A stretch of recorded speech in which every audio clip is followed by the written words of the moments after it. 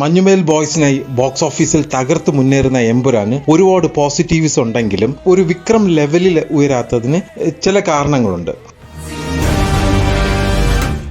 Lucifer നമ്മൾ കണ്ടിട്ട് 100-ൽ 100 കൊടുക്കും. എന്നാൽ 200 പോകേണ്ട എമ്പുരാനെ നമ്മൾ 100-നോ അല്ലെങ്കിൽ 100-ന് അടുപ്പിച്ചോ മാർക്ക് കൊടുക്കുന്നുണ്ടെങ്കിൽ അതിനൊരു പ്രധാന കാരണം അതിലുണ്ടായിരുന്ന കുറച്ച് നെഗറ്റീവ്സ് ആണ്. പിന്നെ ചില സീനുകൾ കുറച്ചുകൂടെ നന്നാക്കാമായിരുന്നു എന്നുള്ള കുറച്ച് സീനുകളുണ്ട്. ഹെവി സ്പോയിലേഴ്സ് ഉണ്ട്. തിയേറ്റർ എക്സ്പീരിയൻസ് ഡിമാൻഡ് ചെയ്യുന്ന സിനിമയാണ്. സിനിമ കണ്ടിട്ട് മാത്രമേ ഈ വീഡിയോ കാണുക.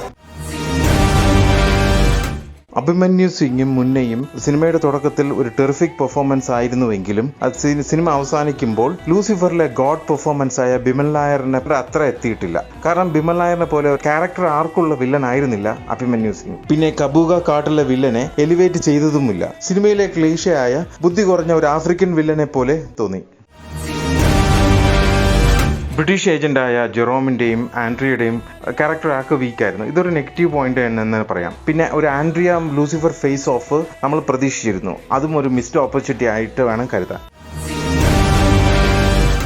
സിനിമയുടെ ബിഗ്ഗസ്റ്റ് ഷോർട്ട് കമ്മിങ് നെഗറ്റീവ് അല്ല, അത് ഡ്രാഗൺ റിവീലാണ്. ടബ് പോലെ ഒരു റെഗുലർ അടിപ്പടത്തിൽ പോലും ഒരു റിലേറ്റബിൾ ആയ അല്ലെങ്കിൽ റെക്കഗ്നൈസബിൾ ആയ ശബ്ദം കൊണ്ടുണ്ടാക്കിയ ഓളത്തിന്റെ പകുതി പോലും എംപുരാന്റെ ഫാൻ ഷോയിൽ പോലും റിക്യുവിനെ കാണിച്ചപ്പോൾ ഉണ്ടായില്ല. റിക്ക് ഒരു ജെയിംസ് ബോണ്ട് വില്ലൻ ആയിരിക്കാം, പക്ഷേ ഈ സിനിമയുടെ ഏറ്റവും വലിയ ഓഡിയൻസ് ഇംഗ്ലീഷ് ഫിലിം ഒന്നും കാണാത്ത ഫാമിലി മലയാളി ഓഡിയൻസ് ആണ്. റിക്കിന് പകരം മമ്മൂട്ടി ആയിരുന്നുവെങ്കിൽ, അല്ലെങ്കിൽ അമീർ ഖാൻ ആയിരുന്നുവെങ്കിൽ, അല്ലെങ്കിൽ അമിതാഭ് ബച്ചൻ ആയിരുന്നുവെങ്കിൽ, അല്ലെങ്കിൽ ഒരു റെക്കഗ്നൈസബിൾ ആയ ഒരു സ്റ്റാർ നടനായിരുന്നുവെങ്കിൽ തിയേറ്ററിലുള്ള സാധാ ഓഡിയൻസിന്റെ ആവേശം വാനോളം എത്തുമായിരുന്നു. എമ്പുരാൻ എന്ന സിനിമ മൊത്തത്തിൽ അടിപൊളിയാണെങ്കിലും വിക്രമിൽ ഉണ്ടാക്കിയ സിനിമാറ്റിക് ഹൈ മൂമെന്റിലെത്താൻ എമ്പുരാന് കഴിഞ്ഞില്ല.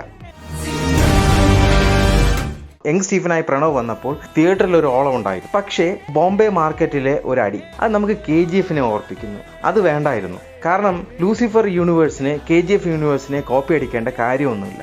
പുതിയ ഐഡിയകൾ ലൂസിഫർ 3 ഉണ്ടാകണം. KGF ഒരു കോപ്പി പോലെ ആകരുത്. ലൂസിഫറിന് നമുക്ക് 100-ൽ 100 മാർക്ക് കൊടുക്കാമെങ്കിൽ എമ്പുരാനിലെ grand scale execution, visual storytelling, performance, story എല്ലാം മികച്ചതായിരുന്നു. പക്ഷെ ഒരു 200 പോകേണ്ട സിനിമയെ 110-ലേക്ക് എത്തിച്ചത് മാസ് ഹീറോയുടെ വീക്ക് ഡയലോഗ്സ് ആയിരുന്നു. ലൂസിഫറിലെ സ്റ്റീഫന് ഉണ്ടായിരുന്ന മാസ് ഡയലോഗുകൾ വളരെ കുറവായിരുന്നു എമ്പുരാനിൽ ഖുറേഷിക്ക്. എന്നാൽ പോലും ഇതൊരു സിനിമാറ്റിക് എക്സ്പീരിയൻസ് ആണ്. L3 നയിക്കാനുള്ള എല്ലാ ഘടകങ്ങളും L2-ലുണ്ട്. തീർച്ചയായിട്ടും ഇത് തിയേറ്റർ എക്സ്പീരിയൻസ് ആണ്. സിനിമ കാണേണ്ടതാണ്. L3-ൽ കുറെ കൂടി മാസ് അപ്പീലുള്ള സീനുകൾ വേണം.